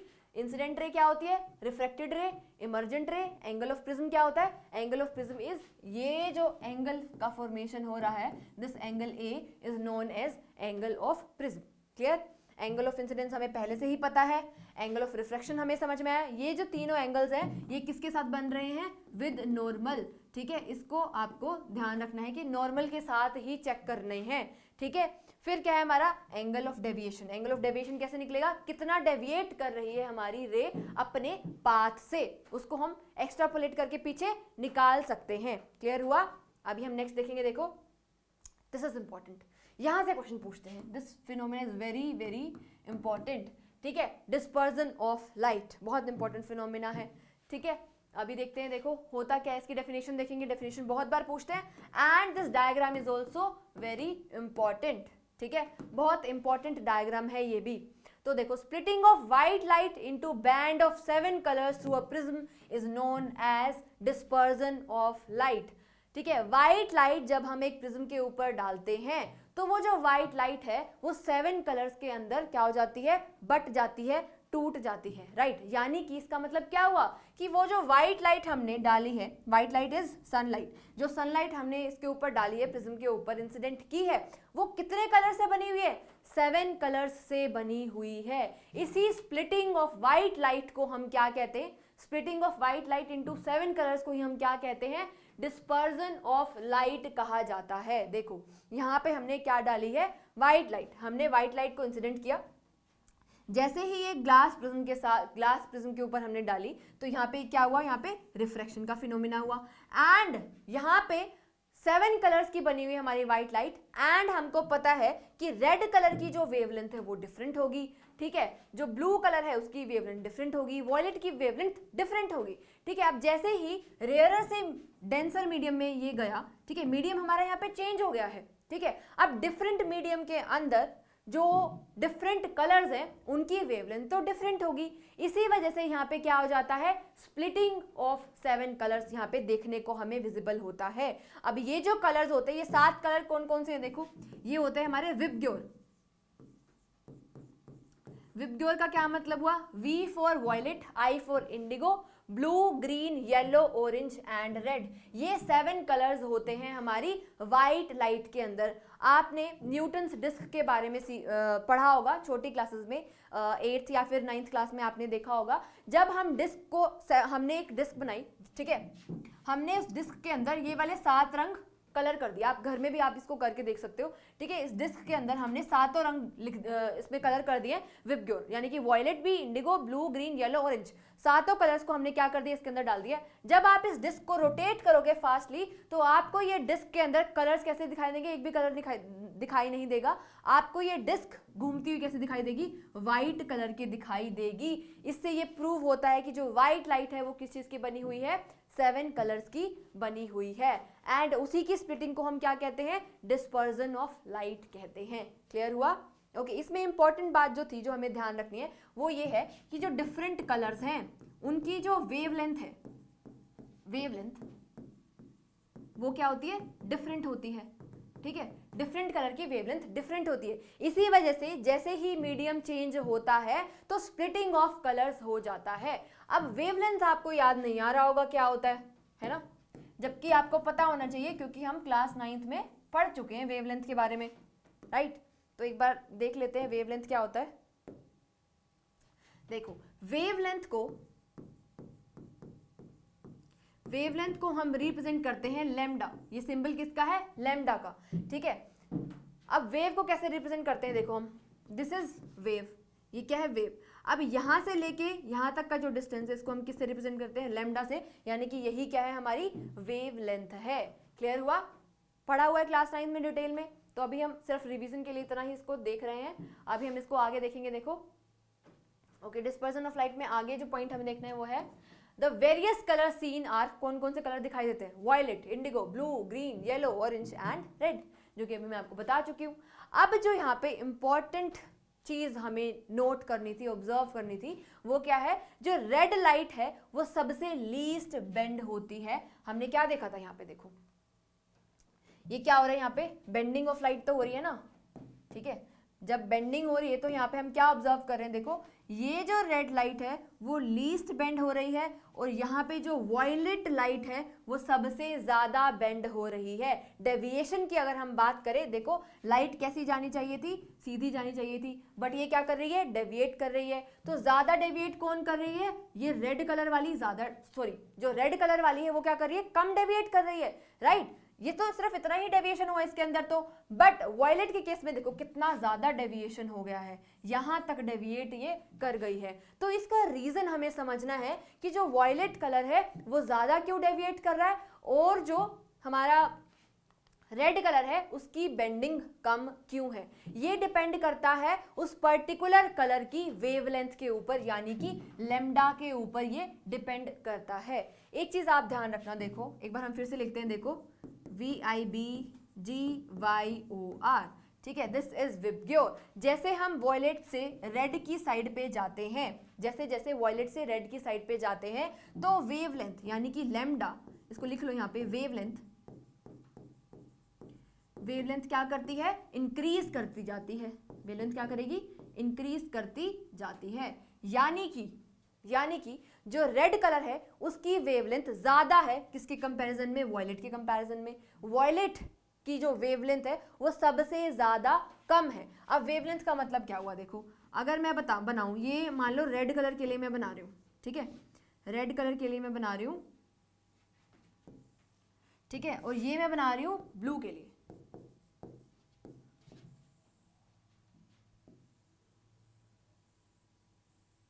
ठीक है। अब आप इसको कंपेयर कर सकते हो। देखो अगर हम इसको कंपेयर करें तो रेड के केस में ये जो डिस्टेंस है ना, ये जो डिस्टेंस है, this lambda, this wavelength is greater, जबकि इस केस में, यहाँ पे इस केस में ये हमारी एक वेव है, ठीक है, ये जो डिस्टेंस है दिस लैम्डा इज बहुत बहुत ज्यादा छोटा है ये लैम्डा, राइट। तो हम देख सकते हैं कि रेड जो लाइट होती है उसका जो लैम्डा है वो ज्यादा होता है, यानी कि वेवलेंथ क्या है, ज्यादा है। एंड ब्लू लाइट, जो ब्लू कलर है हमारा, वहां पे जो लैम्डा है उसकी जो वेवलेंथ है वो क्या है, कम है। अब कम वेवलेंथ है, इसी वजह से उसकी जो बेंडिंग है वो क्या होती है, ज्यादा। वेवलेंथ अगर कम है तो बेंडिंग क्या होती है, ज्यादा। इस चीज को भी लिख लीजिए, ठीक है। लैम्डा अगर ज्यादा है, वेवलेंथ क्या है, ज्यादा है, तो क्या होगी, बेंडिंग क्या होगी, कम होगी। ये इनवर्सली प्रोपोर्शनल होता है। वेवलेंथ ज्यादा किसका था, रेड का था, ठीक है, रेड का लैम्डा ज्यादा है, लैम्डा ज्यादा है तो उसकी बेंडिंग क्या थी, कम थी, राइट। वैसे ही अगर हम वॉयलेट कलर या फिर ब्लू कलर की बात करते हैं तो उस केस में उनका जो लैम्डा है वो क्या होता है, कम होता है। लैम्डा कम है तो बेंडिंग क्या होगी, ज्यादा होगी। क्लियर हुआ, ओके। नेक्स्ट हमको देखना है डिस्पर्जन ऑफ लाइट के अंदर न्यूटन का एक एक्सपेरिमेंट था, आइजैक न्यूटन सर का, वो हमें समझना है। एक तो हम न्यूटन डिस्क के थ्रू ये चीज समझ सकते हैं कि जो व्हाइट लाइट है वो 7 कलर से बनी हुई होती है, राइट। इसको समझने का एक और एक्सपेरिमेंट है, ये जब हम दो प्रिज्म को इन्वर्टेड, एक प्रिज्म सीधा और दूसरे को जब हम इन्वर्टेड रख के चेक करते हैं तो हम ये चीज समझ सकते हैं कि जो हमारी व्हाइट लाइट है वो 7 कलर्स की बनी हुई है। देखो क्या किया था सर न्यूटन ने। Isaac Newton placed second identical prism in the inverted position with respect to the first prism. अब इतना तो हम समझ चुके हैं, जैसे ही हम व्हाइट लाइट प्रिज्म के ऊपर डालेंगे तो यहाँ पे क्या होगा, डेविएशन होगा, रिफ्रैक्शन होगा, ठीक है। रेड 7 कलर्स के अंदर क्या हो जाएगी, स्प्लिटिंग, जिसको हम क्या कहते हैं, डिस्पर्जन बोलते हैं, ठीक है। अब जैसे ही हम इसको इन्वर्टेड, इसके आगे फर्स्ट वाले प्रिज्म के रिस्पेक्ट में दूसरे प्रिज्म को हमने क्या कर दिया है, इन्वर्टेड पोजीशन में यहाँ पे लगा दिया है, उससे क्या होगा, ये जो 7 कलर्स हैं जब हमने इसको ऑब्जर्व करा, ये फिर से किसके ऊपर आ रहे हैं, सेकंड वाले प्रिज्म के ऊपर, तो ये फिर से यहाँ पे रिफ्रैक्शन करेंगे एंड आफ्टर रिफ्रैक्शन यहाँ पे क्या मिल रहा है हमें, फिर से व्हाइट लाइट अपीयर हो रही है। यानी कि ये क्या हो रहा है, कंपाइलेशन ऑफ 7 कलर्स का कंपाइलेशन होने के बाद हमें फिर से क्या मिल रही है, व्हाइट लाइट, ठीक है। तो इससे और ज्यादा क्लियर हो जाता है कि जो हमारी व्हाइट लाइट है वो 7 कलर से बनी हुई है। क्लियर हुआ, ओके। इंपॉर्टेंट फिनोमिना था सर, आइजैक न्यूटन ने ये वाला एक्सपेरिमेंट किया था। यहां से क्वेश्चन पूछा जा सकता है, देखो दिस इज इंपॉर्टेंट, यहां से टिपिकल क्वेश्चन बन सकते हैं। अगर किसी को थोड़ा सा टफ क्वेश्चन बनाना है तो यहां से आपका बन सकता है, ठीक है। नेक्स्ट टॉपिक है हमारा फॉर्मेशन ऑफ रेनबो। रेनबो का फॉर्मेशन कैसे होता है, इंपॉर्टेंट फिनोमिना पूछा जा सकता है एग्जाम में। तो देखो, due to dispersion of sunlight, ठीक है, सनलाइट के, जैसे हमने प्रिज्म के थ्रू डिस्पर्जन के बारे में पढ़ा, वैसे ही जब रेन आती है तो जो रेन की ड्रॉपलेट्स हैं वो कैसे एक्ट करती हैं, छोटे छोटे प्रिज्म की तरह एक्ट करती है, और उन रेन ड्रॉप्स के थ्रू जो वाइट लाइट है, जो सनलाइट है, वो क्या होती है, डिस्पर्स हो जाती है, जिसकी वजह से हमें क्या दिखता है, रेनबो दिखाई देता है। अब इसको एक बार ढंग से डायग्राम के थ्रू भी हम समझेंगे। देखो, due to dispersion of sunlight by tiny water droplets which refract and disperse, जहाँ पे रिफ्रैक्शन होता है एंड क्या होता है, डिस्पर्जन होता है of the incident white light और सनलाइट। व्हाइट लाइट और सनलाइट जब वाटर ड्रॉपलेट्स के ऊपर आती है तो वो जो वाटर ड्रॉपलेट्स हैं वो छोटे छोटे प्रिज्म की तरह एक्ट करते हैं। वहां पे क्या होता है, डिस्पर्जन होता है, रिफ्रैक्शन होता है, जिसकी वजह से हमें क्या दिखाई देता है, एक रेनबो हमें विजिबल होता है। क्लियर हुआ? ठीक है, अब रेनबो का जो कंडीशन है, रेनबो हमेशा हमें कहाँ पे दिखाई देता है? Rainbow is always formed in the direction opposite to the sun, sun के जस्ट अपोजिट साइड पे हमें रेनबो दिखाई देता है। अब आप सोचोगे कि रेनबो हमेशा हर एक रेन के बाद हमें क्यों नहीं विजिबल होता? अब जब भी रेन होगी, ठीक है, रेन होगी तो वाटर ड्रॉपलेट्स तो प्रेजेंट होगी, तो हमें उसी टाइम पे दिखाई देना चाहिए, ठीक है। तो हर एक रेन के बाद हमें रेनबो दिखाई नहीं देता। रेनबो की कंडीशन कब आती है? जब हमारी बारिश हो चुकी है, ठीक है, रेन हो चुकी है, उसके जस्ट बाद अगर सन की रेज हमें दिखाई देती हैं, यानी कि मौसम क्या हो जाता है? बादल हट जाते हैं, क्लाउड्स क्लियर हो जाते हैं। क्लियर स्काई के अंदर जब सन फिर से हमें दिखाई देता है, अगर सनलाइट ही प्रेजेंट नहीं होगी तो डिस्पर्जन किसका होगा? राइट। तो इसी वजह से अगर आफ्टर रेन सन नहीं है, ठीक है, सनरेज नहीं है, तो फिर रेनबो नहीं दिखाई देता है। अब हम इसका एक डायग्राम समझ लेते हैं। देखो ये क्या है? हमारी वाटर ड्रॉपलेट है, यहाँ पे beam of white light, sunrays आई, ठीक है, व्हाइट लाइट जैसे यहाँ पे आई तो यहाँ पे क्या हुआ? डिस्पर्जन। क्योंकि ये कैसे एक्ट कर रहा है? Like small prism. प्रिज्म के अंदर हमने क्या देखा था? स्प्लिटिंग देखी थी, जिसको हम क्या कहते हैं? डिस्पर्जन का फिनोमिना कहते हैं। जैसे ही ये इसके ऊपर टकराती है, यहाँ पे क्या होने वाला है? डिस्पर्जन होने वाला है। क्लियर है? डिस्पर्जन होगा। यहाँ पे इस पॉइंट पे क्या हो रहा है? देखो इसको ध्यान रखना, दिस इज डिस्पर्जन,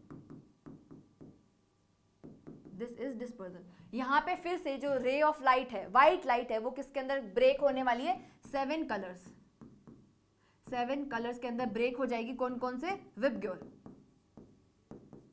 जिसमें से जो रेड कलर की बेंडिंग है वो सबसे कम होगी, ठीक है। यहाँ पे क्या हुई?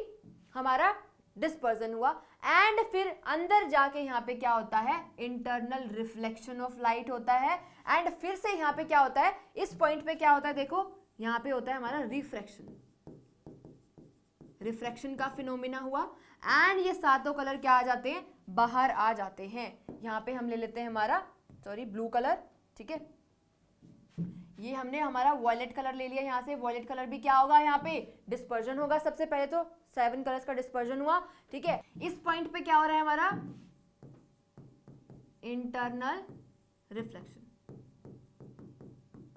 इंटरनल रिफ्लेक्शन के बाद यहाँ पे क्या होगा? इस पॉइंट पे फिर से रिफ्रैक्शन होगा। सातों कलर्स का साथ में ही हो रहा है, ठीक है, रिफ्रैक्शन होगा, एंड यहाँ पे हमें क्या विजिबल होगा? रेनबो विजिबल होगा, ठीक है।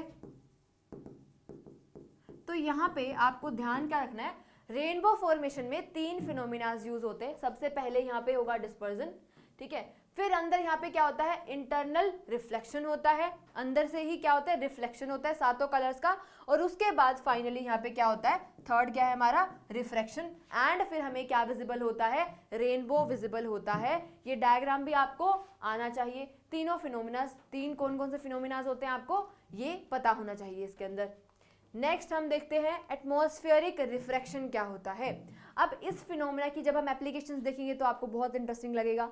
जो स्टार्स हैं वो ट्विंकल क्यों करते हैं, ठीक है, ये सीखने के लिए, ये समझने के लिए पहले हमें ये पता होना चाहिए कि एटमॉस्फेरिक रिफ्रैक्शन क्या होता है।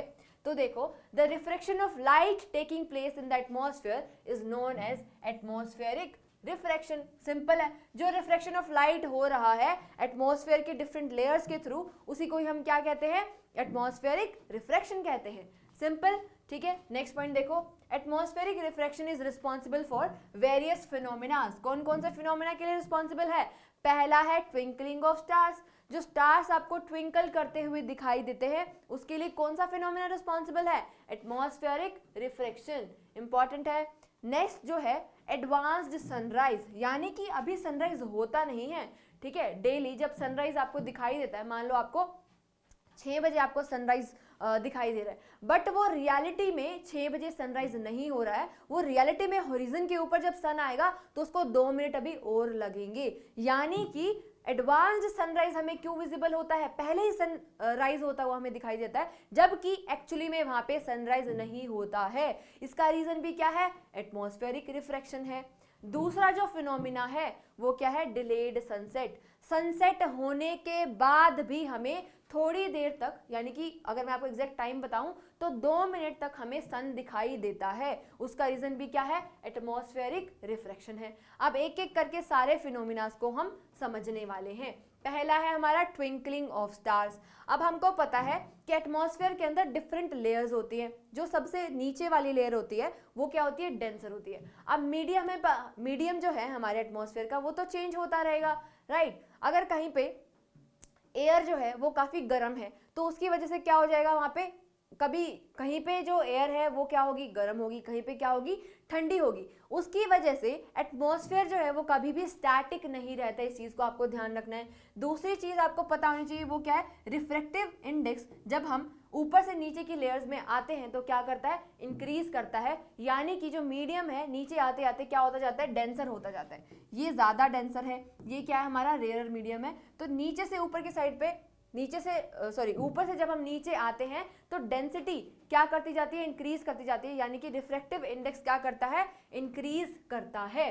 ठीक है, अब यहाँ पे इंपॉर्टेंट चीज हमें क्या सीखनी है, देखो, the temperature and the density of different layer of atmosphere keep varying, change होती रहती है। ठीक है, डेंसिटी चेंज होती रहती है, टेम्परेचर भी चेंज होती रहती है। ठीक है, हमें पता है स्टैटिक तो हो ही नहीं सकता एटमॉस्फेयर, कभी गर्मी होगी तो ज्यादा जो एयर है वो ज्यादा गर्म होने वाली है, जिसकी वजह से डेंसिटी जो है वो भी चेंज होगी, राइट। ओके, नेक्स्ट है हमारा, इसी वजह से हम कह सकते हैं कि जो मीडियम है ना वो कभी भी स्टैटिक नहीं रह सकता, वो फिक्स नहीं है। क्लियर, उससे क्या होगा, देखो, अब वहां पे जो हमारा डिस्टेंट स्टार है वो एक सोर्स ऑफ लाइट की तरह एक्ट करता है। बहुत दूर है ना, स्टार्स तो हमसे बहुत दूर है, तो वो कैसे एक्ट कर रहे हैं, as a point of light. Point of light की तरह वो वहां पे एक्ट कर रहे हैं। When the star light enters earth atmosphere it undergo refraction. जैसे जैसे नीचे आती जाती है हमारी स्टार की लाइट तो जो डेंसर मीडियम है उसकी जो पॉसिबिलिटी है वो इंक्रीज होती जाती है। यानी कि रिफ्रैक्टिव इंडेक्स क्या करता जाता है, चेंज हो रहा है, इंक्रीज हो रहा है। ठीक है, तो उसकी वजह से हमें जो स्टार की पोजीशन है वो थोड़ी सी एपरेंट, थोड़ी सी ऊपर दिखाई देती है। जैसे कि हम यहाँ पे इस डायग्राम के थ्रू समझ सकते हैं। देखो, एक्चुअली में स्टार प्रेजेंट है यहाँ पे, ठीक है, यहाँ पे हमारा स्टार प्रेजेंट है। ठीक है, क्योंकि अभी हर एक एटमॉस्फेयर का जो एटमॉस्फेरिक लेयर है उसका जो रिफ्रैक्टिव इंडेक्स है वो डिफरेंट है। ठीक है, इसकी वजह से यहाँ पे क्या होगी, बेंडिंग ड्यू टू रिफ्रैक्शन। ठीक है, यहाँ पे हो रहा है रिफ्रैक्शन, रिफ्रैक्शन की वजह से यहाँ पे क्या हो रहा है, देखो, हमें यहाँ से लाइट बेंड हुई। अब यहाँ पे लाइट बेंड हुई है, यहाँ पे जब ये ऑब्जर्वर जो है जब ये देखेगा तो इसको स्टार कहाँ पे दिखाई देगा, यहाँ पे दिखाई देने वाला है। यानी कि जो एग्जैक्ट, जो सही पोजीशन है स्टार की, वहां पे उस ऑब्जर्वर को स्टार नहीं दिखाई दे रहा है, उसको दूसरी पोजीशन के ऊपर स्टार दिखाई दे रहा है due to bending of light, due to refraction of light. ठीक है, अब ये बेंडिंग क्यों हो रही है, क्योंकि एटमॉस्फेयर की जो डिफरेंट लेयर्स हैं उन सबका रिफ्रैक्टिव इंडेक्स डिफरेंट है, यानी कि उनकी जो डेंसिटी है वो डिफरेंट है। ठीक है, अब कोई भी जो एटमॉस्फेरिक लेयर है हमें पता है वो चेंज होती रहती है, वो स्टैटिक नहीं है, फिक्स्ड नहीं है। इसी वजह से क्या करते हैं, हमें स्टार ट्विंकल होते हुए दिखाई देते हैं। कभी कोई लेयर जो हमारी लेयर है एटमॉस्फेरिक लेयर वो रेयरर हो जाती है तो कभी वो डेंसर हो जाती है, डिपेंडिंग ऑन द टेम्परेचर। ठीक है, ओके, अभी हम देखेंगे, देखो, due to the apparent position, जो डिफरेंट पोजीशन हमें appear to be position, apparent का मतलब है अपीयर टू बी, रियलिटी में वहां पे स्टार नहीं है बट वहां पे अपीयर हो रहा है। तो अपीयर टू बी जो पोजीशन होती है उसको हम क्या कहते हैं, एपरेंट पोजीशन कहते हैं स्टार की। तो वो क्या होती है, डिफरेंट होती है from the actual position. Actual position से हमें अलग पोजीशन पे स्टार विजिबल होता है। ठीक है, ओके, नेक्स्ट देखना है हमें, नेक्स्ट पॉइंट क्या है, देखो, Hence the amount of light enter our eyes fluctuate करती है amount of light। ठीक है, क्यों फ्लक्चुएट करिए, क्योंकि मीडियम फिक्स नहीं है, मीडियम बार बार चेंज होता रहता है। अब ये जो फ्लक्चुएट कर रही है लाइट, कभी हमें डिम दिखाई देता है, कभी हमें ज्यादा ब्राइट दिखाई देता है। अब बार बार डिम हो रहा है या ब्राइट हो रहा है, यही इसी वजह से हमें स्टार्स जो है ट्विंकल करते हुए दिखाई देते हैं। इसी को हम क्या कहते हैं, twinkling effect of stars. I hope आपको ये चीज क्लियर हो गई होगी। ठीक है, अभी हमें नेक्स्ट इंटरेस्टिंग फिनोमिना देखना है, वो क्या है, advanced sunrise and delayed sunset. हमें सनराइज अभी हुआ नहीं है, हमें पहले ही 2 मिनट पहले ही सनराइज उसका विजिबल होने लगता है। उसका रीजन हमें समझना है। पहले इसके अंदर हमें ये पता होना चाहिए कि होरिजन क्या होता है। ये जो आपको दिखाई दे रहा है ना, दिस इज होरिजन। ठीक है, इसको हम क्या बोलते हैं, होरिजन बोलते हैं। क्लियर है, तो actual sunrise happens when it is below the horizon in the morning. ठीक है, अभी ये इस होरिजन से नीचे है, सन जब होरिजन के नीचे है तो हमें ये दिखाई नहीं देना चाहिए, राइट, बट हमें ये ह्यूमन आई से विजिबल होता है। क्यों? क्योंकि जो हमारी एटमॉस्फेयर की लेयर्स है इसके थ्रू क्या होने वाला है, बेंडिंग ऑफ लाइट होने वाला है। यहाँ पे लाइट बेंड हो के हमें कहाँ दिखाई देने लगेगी, इधर यहाँ पे इसकी दिखाई देने लगेगी। और जो अपीयर टू बी कंडीशन है यानी कि एपरेंट पोजीशन ऑफ सन है वो हमें क्या दिखाई देगा, अबव द होरिजन दिखाई देगा, यानी कि सनराइज हुआ नहीं है, उससे पहले ही हमें सन विजिबल होने लग गया है। क्लियर हुआ? ठीक है, इसी वजह से एक्चुअल सनराइज जो है वो पहले होता नहीं है, उससे पहले ही हमें सन विजिबल होने लगता है।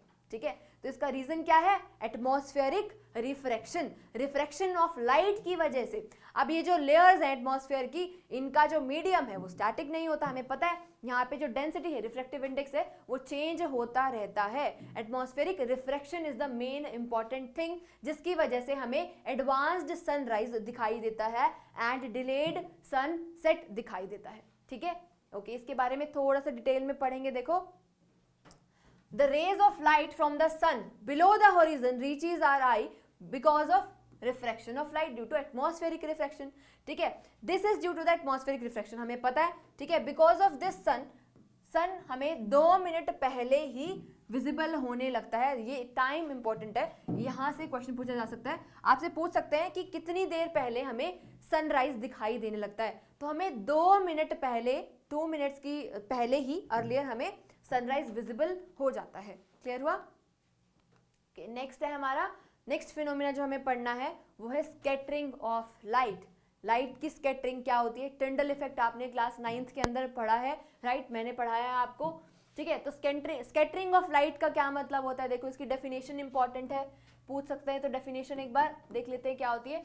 The phenomena in which light is scattered by very small particle in its path। ठीक है, यानी कि ऐसा फिनोमेना जिसके अंदर जो मीडियम है हमारा एयर, उसके अंदर जो पार्टिकल्स प्रेजेंट हैं, अगर वो लाइट को स्कैटर कर देते हैं, उस फिनोमेना को हम क्या कहते हैं? Scattering of light. एंड उसी को ही क्या कहा जाता है? टिंडल इफेक्ट कहा जाता है। ठीक है, या फिर टिंडल स्कैटरिंग भी कही जा सकती है उस चीज, उस पर्टिकुलर फिनोमिना को। अब इस फिनोमिना को आप अपनी घर की विंडो से देख सकते हैं। जब सुबह सुबह थोड़ा सा, अगर पूरी विंडो मत खोलना, हल्का सा जब आप विंडो खोलेंगे तो वहां पे आपको स्कैटरिंग ऑफ लाइट दिखाई देगी, क्योंकि एयर के अंदर जो डस्ट पार्टिकल प्रेजेंट है और जो अदर पार्टिकल प्रेजेंट है, वहां से लाइट क्या हो जाती है? स्कैटर हो जाती है। या फिर कैनोपी ऑफ ट्रीज से भी आपको इस टाइप की स्कैटरिंग ऑफ लाइट विजिबल हो सकती है। ये फिनोमिना आप अपने घर के विंडो से early in the morning observe कर सकते हो। जब आप थोड़ा सा विंडो खोल के देखेंगे तो आपको स्कैटरिंग ऑफ लाइट विजिबल होगी, यानी कि टिंडल इफेक्ट आप अपने घर में ऑब्जर्व कर सकते हैं। क्लियर? ओके, नेक्स्ट देखो, the scattering of light depend upon the size of scattering particles. This is important. ठीक है, स्कैटरिंग ऑफ लाइट किसके ऊपर डिपेंड करती है? Size of scattering particles and the wavelength of light. दो फिनोमिना है जिसके ऊपर डिपेंड करती है हमारी स्कैटरिंग ऑफ लाइट। पहला क्या है? साइज ऑफ स्कैटरिंग पार्टिकल्स के साइज के ऊपर, और जो दूसरा फैक्टर है वो क्या है? वेवलेंथ, यानी कि लैम्डा ऑफ लाइट। ठीक है, लैम्डा ऑफ लाइट के ऊपर भी डिपेंड करती है। ये भी इंपॉर्टेंट है, आपको ध्यान रखने हैं ये दोनों ही फैक्टर्स, राइट। अब हमने इसकी एप्लीकेशन पढ़नी है। ठीक है, एप्लीकेशन क्या है हमारी? देखो, application of scattering of light के अंदर पहला हमें पढ़ना है colour of sun at sunrise and sunset. जो हमें रेड कलर दिखाई देता है उसको समझने के लिए हम देखो, यहाँ पे इस वाली चीज को अभी मत देखना, इसके लिए हम आगे एक बार फिर से इस डायग्राम को देखने वाले हैं। अभी यहाँ पे देखो इस केस में क्या दिखाया गया है? ये जो सन है हमारा, ये होरिजन के पास है, यानी कि अभी इसका या तो सनराइज हो रहा होगा या सनसेट हो रहा होगा। जब यहाँ पे ये होरिजन के पास होता है तो अगर हम देखें यहाँ पे जो डिस्टेंस है, डिस्टेंस ऑफ ऑब्जर्वर एंड जो ये वाला है, ये क्या है? ज्यादा है कंपैरेटिवली। ये क्या होता है? जब आफ्टरनून के टाइम पे 12 बजे के टाइम पे क्या होता है? 12 नून कह सकते हैं हम। ठीक है, इस टाइम पे सन क्या होता है? सर के ऊपर होता है बिल्कुल। तो यहाँ से और इसका डिस्टेंस देखें तो ये डिस्टेंस काफी कम है। पहली बात, ये डिस्टेंस क्या है? लेस है, राइट। एंड यहाँ पे डिस्टेंस क्या है? काफी ज्यादा है। ये जो डिस्टेंस है ना, एटमॉस्फेरिक लेयर देख लो आप, यहाँ पे इसको ज्यादा डिस्टेंस कवर करना पड़ रहा है ड्यूरिंग सनराइज और सनसेट, ज्यादा डिस्टेंस कवर करना पड़ता है। ये डिस्टेंस क्या है? ज्यादा है। ठीक है। अब उससे क्या होगा, डिस्टेंस ज्यादा है या कम है, अगर डिस्टेंस ज्यादा कवर करना पड़ रहा है तो एटमॉस्फेरिक लेयर्स वहां पे ज्यादा आएंगी, जिसकी वजह से स्कैटरिंग ऑफ लाइट भी ज्यादा होगी। क्योंकि ये डिस्टेंस ज्यादा है तो लाइट को ऑब्जर्वर तक पहुंचने में ज्यादा टाइम लगेगा, ठीक है, ज्यादा डिस्टेंस ट्रैवल करना पड़ेगा, जिसकी वजह से जो हमारी व्हाइट लाइट है उसके अंदर जो 7 कलर प्रेजेंट है, कौन कौन से, VIBGYOR,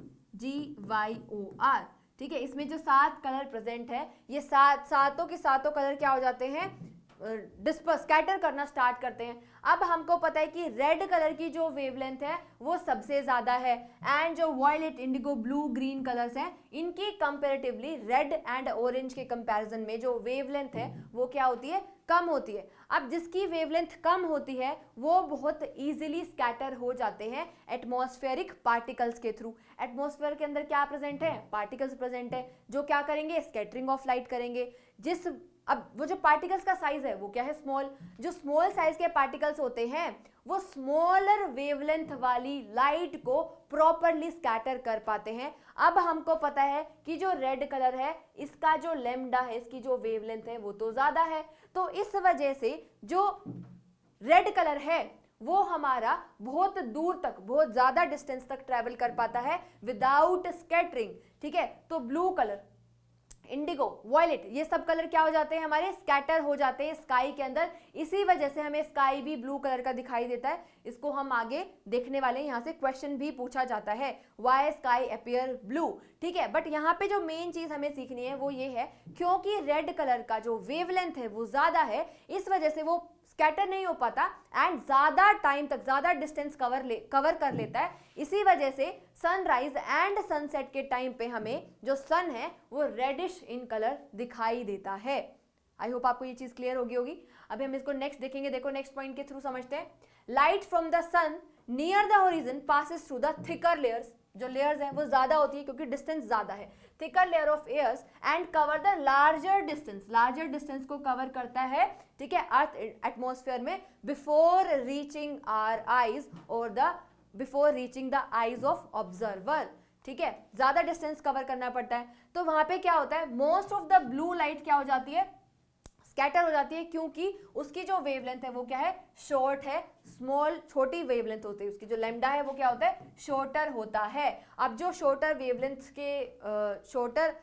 वेवलेंथ वाली जो लाइट्स होती हैं वो जल्दी स्कैटर हो जाती हैं, ठीक है, okay, by the particles of air. हमें ये चीज क्लियर हुई, ठीक है। जबकि जो रेड कलर है, ठीक है, अब जो रेड कलर है ना, रेड लाइट है, बीइंग ऑफ हायर वेवलेंथ, उसका लैम्डा क्या है, ज्यादा है, वेवलेंथ ज्यादा होने की वजह से वो ज्यादा डिस्टेंस को कवर करता है एंड कम स्कैटर होता है। इसी वजह से सन हमें रेड कलर का दिखाई देता है ड्यूरिंग सनराइज एंड सनसेट, ठीक है, क्लियर हुआ।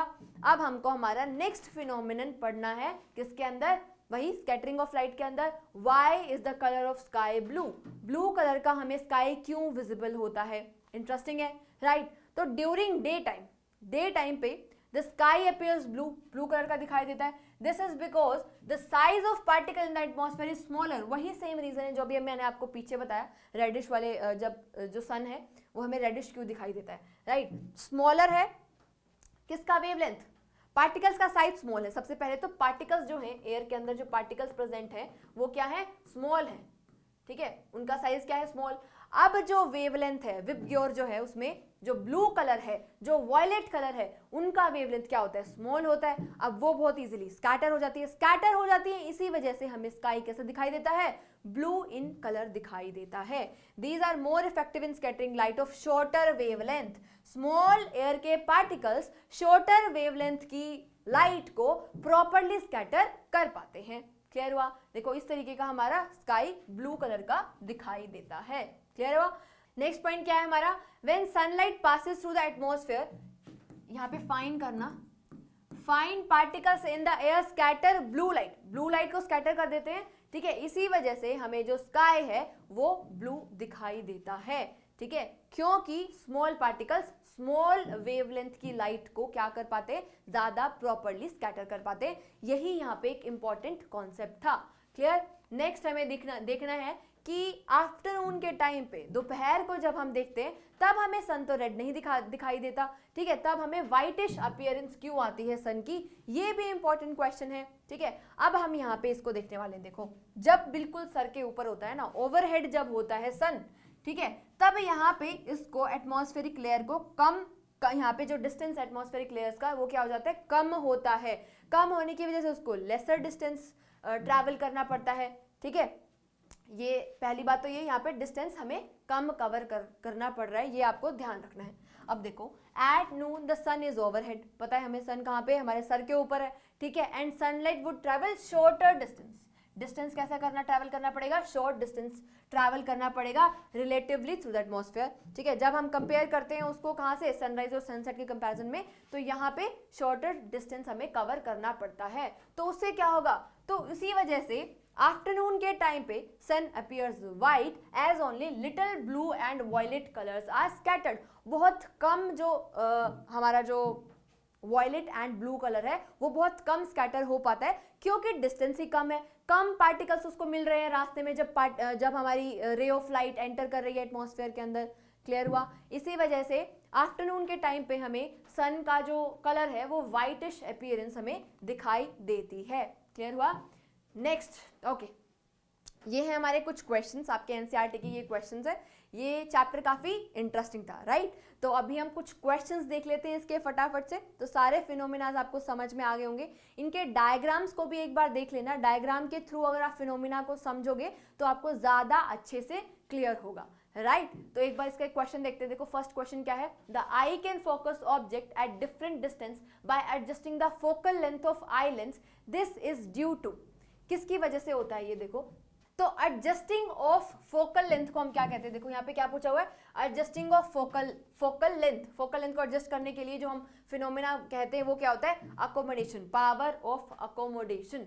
तो आंसर नंबर बी हमारा क्या हो जाएगा, करेक्ट आंसर हो जाएगा। नेक्स्ट क्वेश्चन देखेंगे, human I forms images of object at its. जो ह्यूमन आई है वो कहाँ पे इमेज का फॉर्मेशन करती है, कॉर्निया के ऊपर? नहीं, ये तो हमारी आउटर शीथ होती है। आइरिस? बिल्कुल भी नहीं। यहाँ पे क्या प्रेजेंट होता है, प्यूपिल। प्यूपिल के अंदर नहीं, जो आइरिस है, सॉरी, आइरिस के ऊपर क्या प्रेजेंट होता है, हमारा पिगमेंट प्रेजेंट होता है। आई हमारी ब्लू है, ग्रीन है, ठीक है, ब्लैक है, कहाँ से पता चलेगा, आइरिस के पिगमेंट से। अब जो प्यूपिल है वो भी आंसर नहीं आ सकता, क्योंकि यहाँ पे क्या होता है, इमेज का फॉर्मेशन नहीं होता। यहाँ से तो लाइट एंटर करती है, इमेज बनती है हमारी रेटिना के ऊपर, ठीक है। रेटिना स्क्रीन है हमारे आई की, जहाँ पे क्या बनती है, इमेज फॉर्मेशन होती है। नेक्स्ट क्वेश्चन देखो, the least distance of distinct vision for a young adult with the normal vision is about. Least distance of distinct vision आपको बताना है। अभी अभी हमने पढ़ा है कितना होता है, 25 सेंटीमीटर्स होता है। क्लियर हुआ। 25 सेंटीमीटर होता है हमारा least distance of distinct vision. Clear. Next है, change in focal length of an eye lens is caused by the action of ciliary muscles. बहुत इजी क्वेश्चन है, ठीक है। सिलरी मसल्स की हेल्प से क्या कर सकते हैं हम, फोकल लेंथ को चेंज कर सकते हैं, यानी कि उसकी हेल्प से जो आई लेंस है उसका कर्वेचर चेंज हो जाता है। क्लियर। नेक्स्ट क्वेश्चन है, व्हाई डू स्टार ट्विंकल। हमें पता है स्टार ट्विंकल क्यों करते हैं, ड्यू टू एटमॉस्फेरिक रिफ्रैक्शन। अब ये जो क्वेश्चन है ना, ये आपका प्रीवियस ईयर क्वेश्चन भी है, एनसीईआरटी का तो है ही, बट ये प्रीवियस ईयर क्वेश्चन भी है। इस चैप्टर के अंदर हमने ट्विंकलिंग ऑफ स्टार्स देखा, हमने देखा जो 2 मिनट पहले ही सनराइज होता है, ठीक है, early sunrise and delayed sunset का फिनोमिना देखा। फिर कलर रेडिश क्यों दिखाई देता है सनराइज एंड सनसेट के टाइम पे, ये सारे क्वेश्चंस ही हैं, राइट। अब इन क्वेश्चंस को हम पहले ही कर चुके हैं, यही क्वेश्चंस आपके रिपीट होने वाले हैं आपके प्रीवियस ईयर के अंदर। तो ट्विंकलिंग ऑफ स्टार का आपको आंसर पता है क्या होता है, एटमॉस्फेरिक रिफ्रैक्शन, ठीक है, क्योंकि एटमॉस्फेयर के अंदर जो लेयर्स प्रेजेंट है वो स्टैटिक नहीं है, इसी वजह से जो एपरेंट पोजीशन है वो बार बार चेंज होती रहती है स्टार्स की। इसी वजह से हमें स्टार्स कैसे दिखाई देते हैं, ट्विंकल करते हुए दिखाई देते हैं, ठीक है।